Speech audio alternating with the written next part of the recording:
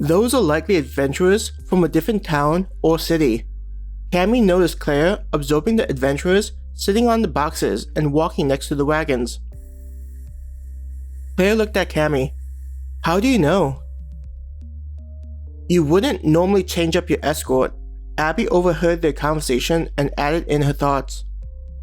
It's pretty common in nations that are entrenched in war to have the supply lines escorted. Yep. If you look at the woman on top of the box is looking at everyone. You can tell that it's been a while since she's gone to sleep comfortably. Cammy looked at the female adventurer, who looked back at them for a couple seconds before returning to her job.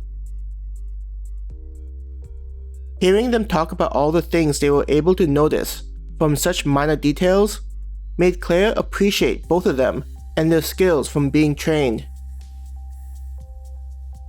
I need to absorb as much information as I can, Claire thought to herself. Even noticing such small details could end up saving my life or someone else out in the world above us.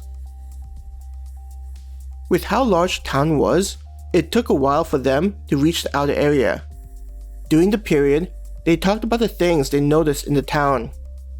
This was especially the case with a variety of demi-humans walking around.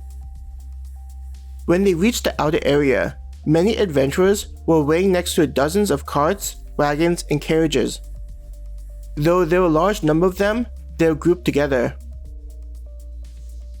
Pointing at them, Claire asked, I'm guessing that's where we need to go? Looks like it, Don said, tilting his head slightly. Hello. Are you here for the escorting job? A man approached them. He had cat ears and wore a dusty uniform, indicating he was likely someone connected to the job. Abby nodded. We just recently signed up. This is our first time taking on this job, so we'd appreciate any direction. She waved a hand to indicate their group as being together. Hearing that there were people who signed up for the job, the man grinned. Glad to hear that. We're always desperate for adventurers to escort the various vehicles back from the mines. Is the job particularly hard? Bill asked, appearing confused by the man's words. I think that recurring job would be popular. Smiling awkwardly, the man said, It's not that hard, but the pay doesn't really match the work involved. This causes many adventurers to stop after the first time they complete the job. He quickly raised his hands. It's not dangerous, just very time-consuming, and not much happens. Are there any monsters that we'll have to fight? Bill raised an eyebrow, confused by the difference in what the level requirements were and what the man was telling them. I'm guessing you're wondering about why we require such high levels. The man laughed uncomfortably. They nodded their heads, curious about what was happening if what the man said was true. Sighing. Though there are monsters, they tend to not attack the vehicles if there are a lot of people. The monsters are strong enough where it would require a level 10 adventurer. The man began saying. But they won't attack with a large number surrounding the vehicle. Abby finished, understanding what the man was trying to convey.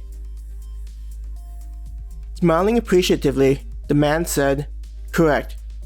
But even if the monsters were to attack, we've made sure to assign enough adventurers that they'd be able to defeat the monster. If you are desperate for adventurers, then why are there so many waiting out here? Cammy asked, looking at the large crowd. The man pointed at the weapons each of them was carrying. It's due to the weapons they have. The people waiting are groups that have focused too much on close combat. In order to make sure everyone is safe, we need to have a good mixture of short and long range weapons. Though this is different from the ones you're carrying. Even the hot weapons, meant for close range fights, are sufficient for the monsters that will likely attack if not scared by the large numbers. With the men pointing out their weapons, Claire looked at the group of adventurers waiting. She noticed that they all had swords, axes, daggers, and other cold weapons that would require them to fight within arm's length of the monster. If they were level 10, then this wouldn't be an issue. But nearly all of them are level 2. A few are even level 1. The man sighed as though it was a reoccurring problem.